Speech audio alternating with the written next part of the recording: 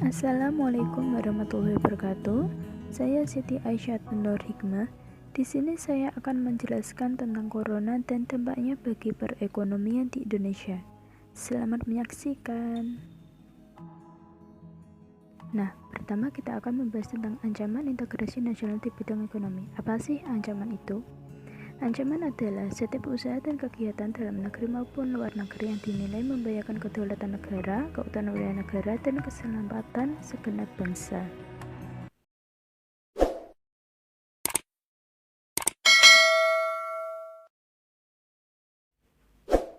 Virus corona dapat disebarkan oleh hewan dan mampu menjangkit dari satu spesies ke spesies lainnya, termasuk manusia. Diketahui virus corona berasal dari kota Wuhan di Cina dan muncul pada Desember 2019. Lalu, apa sih virus corona itu? Virus corona atau COVID-19 adalah virus yang menyerang sistem pernafasan manusia. Virus ini masih berhubungan dengan penyebab SARS dan MERS yang sempat merebak saat tahun lalu. Gejala virus corona muncul dengan beberapa gejala yang berbeda-beda pada tubuh pasien atau terjangkit. Namun, secara umum gejala virus corona adalah flu, demam, batuk, hingga sesak nafas. Seseorang dapat tertular COVID-19 melalui berbagai cara, yaitu 1. Tidak sengaja menghirup percikan ludah dari pasien atau batuk penderita COVID-19. 2. Memegang mulut atau hidung tanpa mencuci tangan terlebih dahulu setelah menyentuh benda yang terkena cipratan air liur penderita COVID-19. 3. Kontak jarak dekat dengan penderita COVID-19, misalnya bersentuhan atau berjabat tangan. Adanya kedatangan COVID-19 ini memicu terjadinya perekonomian di Indonesia menurun.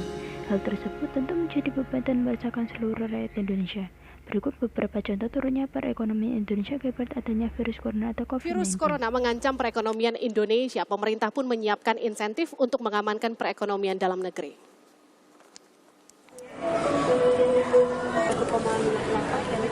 Virus corona telah menjalar dan mewabah ke sejumlah negara, termasuk yang berdekatan dengan Indonesia. Meski pemerintah menyatakan hingga kini Indonesia masih bebas virus corona, namun tak dimungkiri dampak ekonomi akibat virus mematikan ini sudah terasa. Dampak ekonomi yang paling terasa adalah sektor pariwisata sejak virus corona merebak. Dari data Kementerian Pariwisata dan Ekonomi Kreatif, jumlah wisatawan, terutama mancanegara, yang datang ke Indonesia turun 30%. Menteri Keuangan Sri Mulyani menegaskan pemerintah sudah menyiapkan antisipasi terkait dampak ekonomi akibat merebaknya virus. Pusat Penelitian Ekonomi Lembaga Ilmu Pengetahuan Indonesia, LIPI, memprediksi virus corona akan mempersulit pertumbuhan ekonomi Indonesia, utamanya pada sektor pariwisata, industri makanan dan minuman, serta sektor finansial. Kalau misalnya ada penurunan dari turis, expenditure pada pariwisata, maka dia akan kena dampaknya. Nah, termasuk juga makanan minuman yang berkaitan dengan itu. Nah, ini yang saya kira penting untuk diantisipasi.